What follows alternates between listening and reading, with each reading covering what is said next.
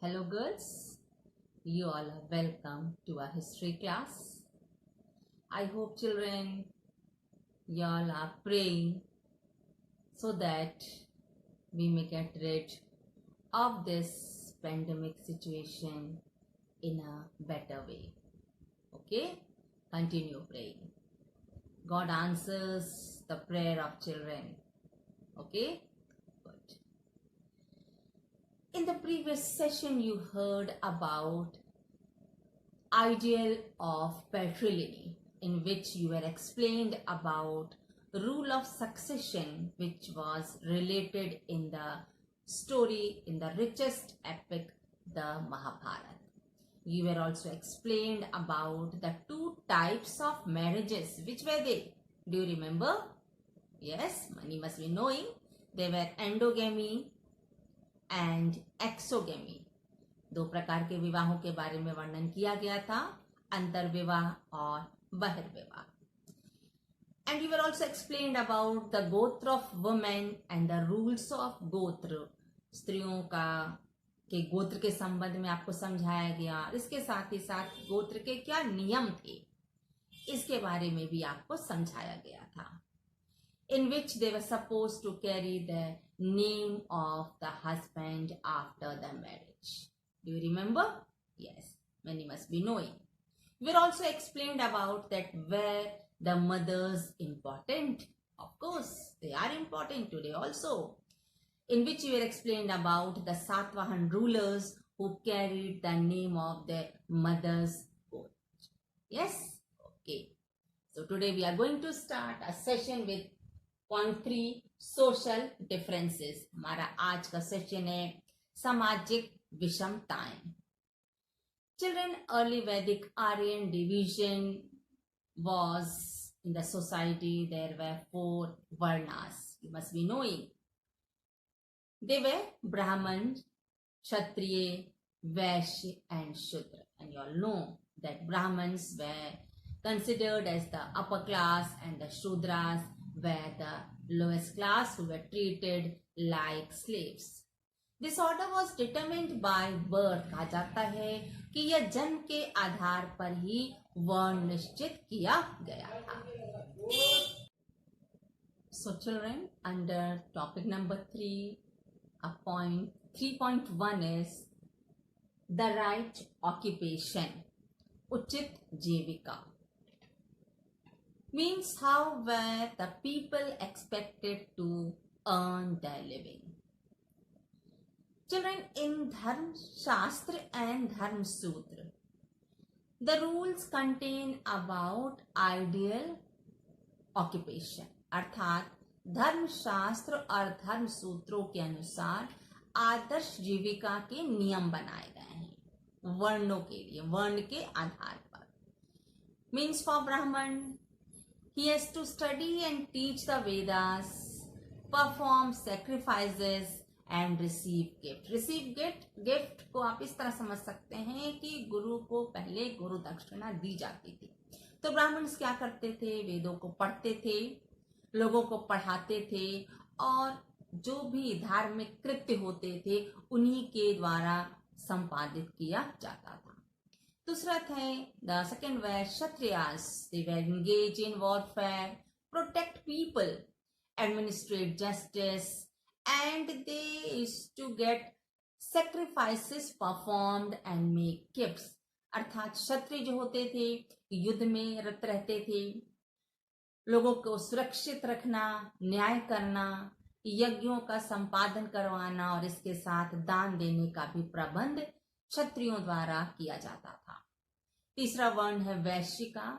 They were supposed to study Vedas. Means the Vaishyas also study Vedas. They used to get sacrifices performed, make gifts, and they were also mainly they were engaged in farming, trade, and they were pastoralites. कहा जाता है कि जो वैश्य वर्ण थे वे वेदों का अध्ययन करते थे, यज्ञ परफॉर्म करवाते थे, यज्ञ का संपादन करवाते थे, दान दक्षिणा का प्रबंध करते थे, इसके साथ ही साथ कृषि कार्य भी करते थे, व्यवसाय करते थे और पशुपालक भी होते थे. चौथा वर्ण था Shudras, they were Shudras who were supposed to serve the three varnas, अर्थात जो शूद्र जाति थी, जो वर्ण व्यवस्था के अनुसार जो चौथे वर्ण था वो शूद्र थे वो लोग। वे क्या करते थे, ब्राह्मण, क्षत्रिय और वैश्य इनकी सेवा करते थे और इन्हें दास के तरह जीवन व्यतीत करना पड़ता था, इनका शोषण किया जाता था। So children, as you know that the Brahmins, they were considered as the upper class. So what they wanted to maintain their dignity. For that, they started maintaining their dignity, and for that they made norms. They wanted to make some rules, and they were trying to see that those rules should be followed. So what did they do for that? ब्राह्मणों ने अपनी प्रतिष्ठा को बनाए रखने के लिए ऐसे नियम बनाए जिससे समाज में उन्हें उच्च स्तर या आदर का स्थान दिया जाए।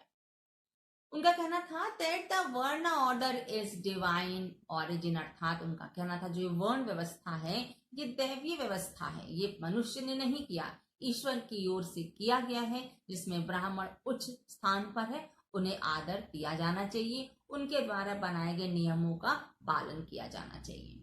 And the Brahmins, they wanted the rulers to ensure that the rules which were made by them should be followed. वे इस बात के लिए बहुत सतर्क रहते थे कि जो ब्राह्मणों द्वारा नियम बनाया जा रहा है उसका पालन भी किया जा रहा है या नहीं, जिससे उनकी प्रतिष्ठा बनी रहे।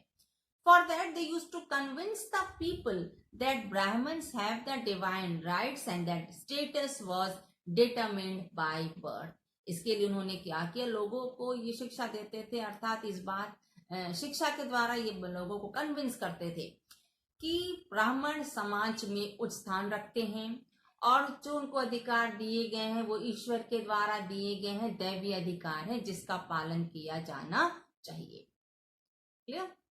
Then comes 3.2 नॉन क्षत्रिय किंग्स। आपका अगला पॉइंट है पॉइंट 3 का 3.2 अक्षत्रिय राजा।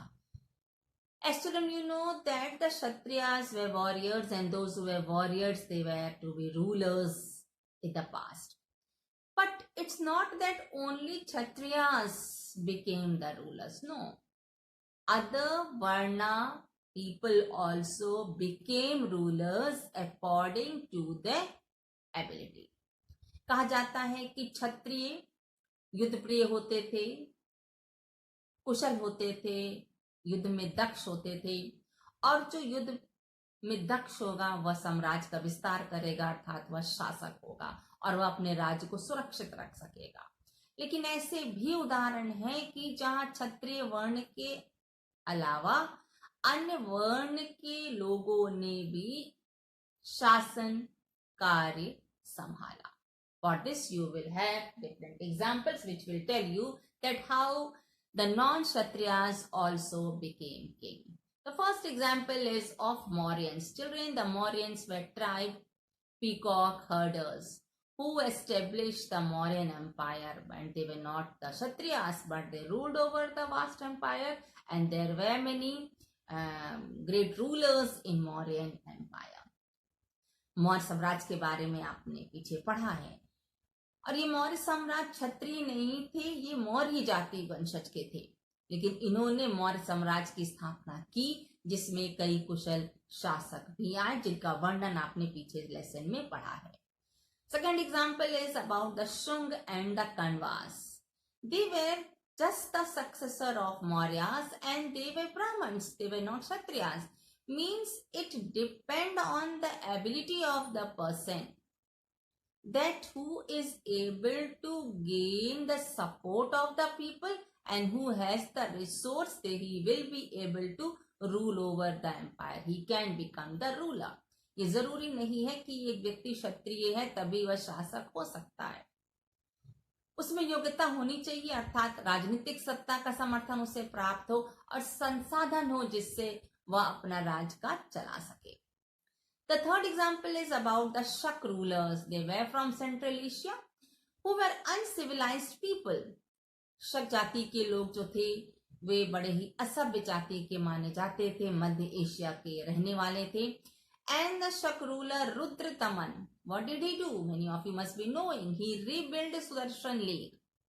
अर्थात उन्होंने क्या किया? सुदर्शन लेक का पुनर्निर्माण करवाया.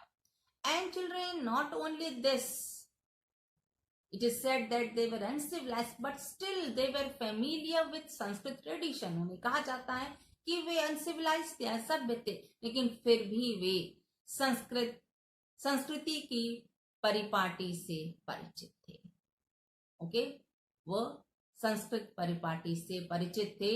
उनको उस ट्रेडिशन का, उस संस्कृति का ज्ञान था.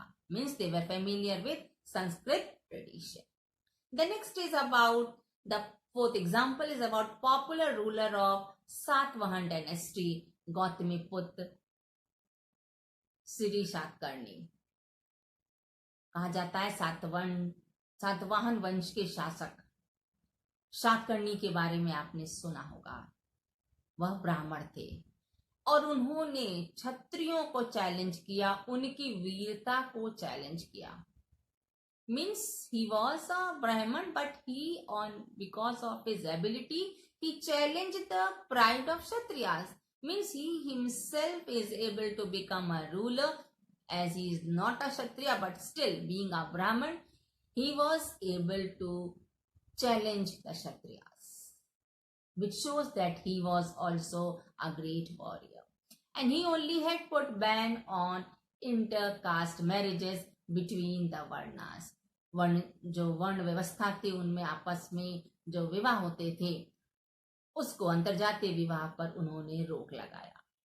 एंड दे प्रैक्टिस एंडोगमी, उन्होंने अंतर विवाह किया, नॉट एक्सोगमी, बिकॉज ये अंतर विवाह आपने पीछे सेशन में सुना है, ये रॉयल फैमिलीज के लोग नहीं करते थे, राजघराने के लोग नहीं करते थे. वो बहिर्विवाह एक्सोगमी को मानते थे, एक्सोगमी व्यवस्था को मानते थे, बहिर्विवाह व्यवस्था को मानते थे.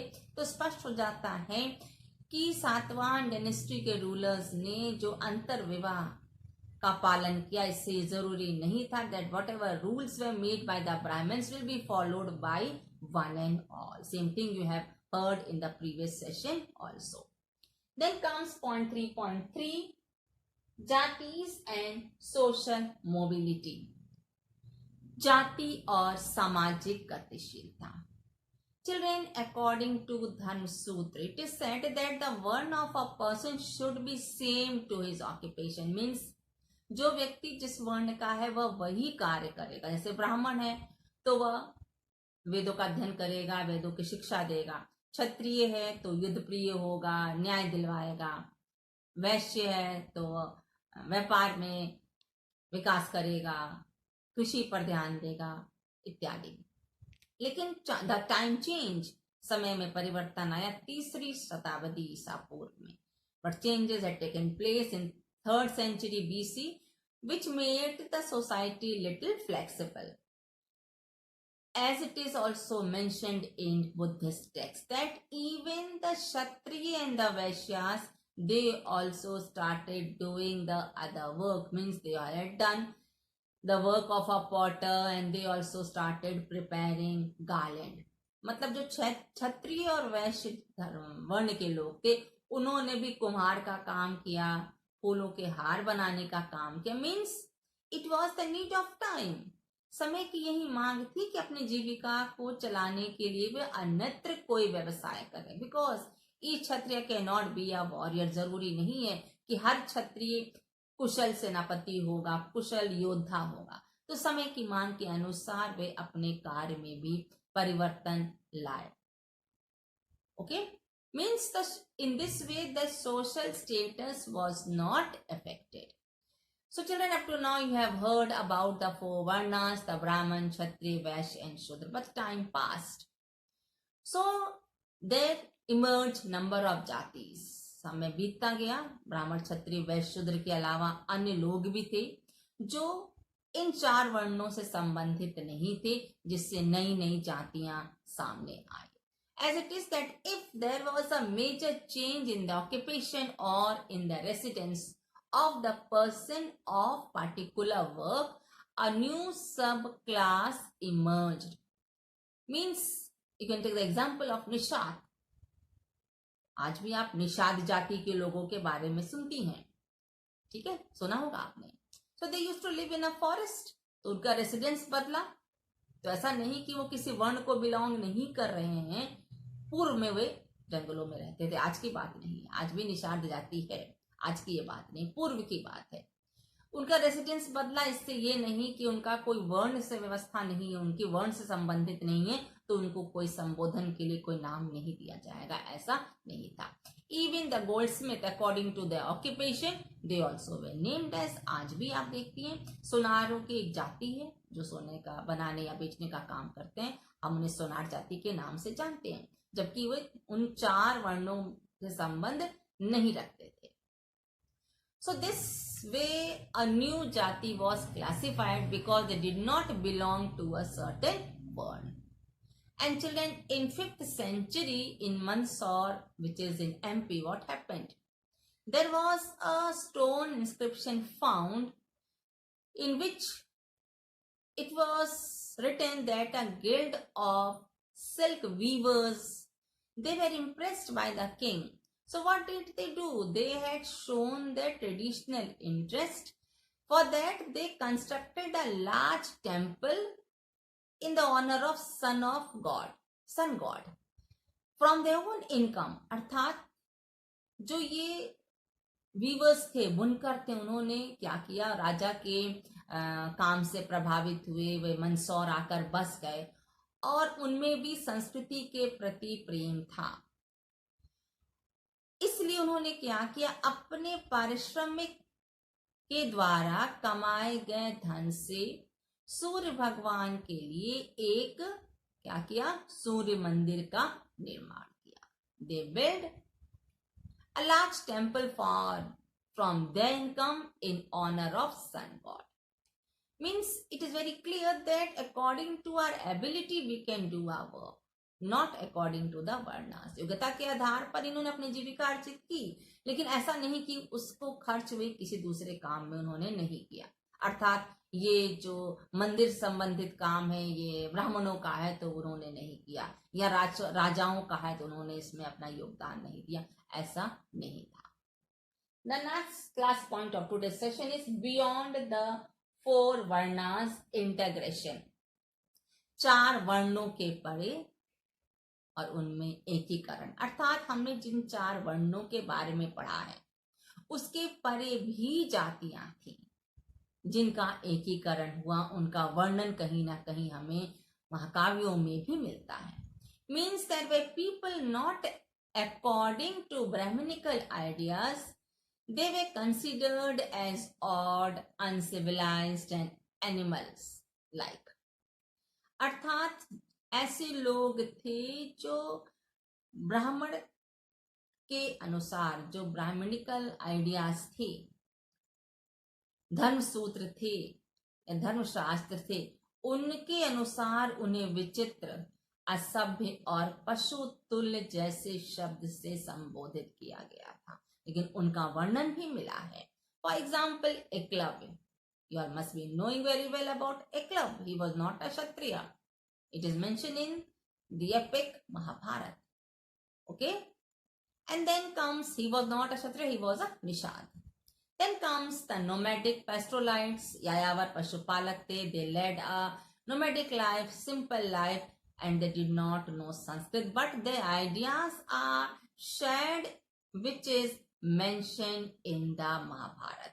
Means जो यायावर पशुपालक लोग थे ये घुमक्कड़ी जीवन व्यतीत करते थे, इन्हें संस्कृत का ज्ञान नहीं था, लेकिन जो उन्होंने अपने आइडियाज दिए उसका वर्णन महाभारत महाकाव्य में मिलता है।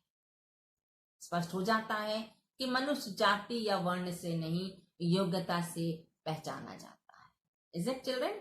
ओके।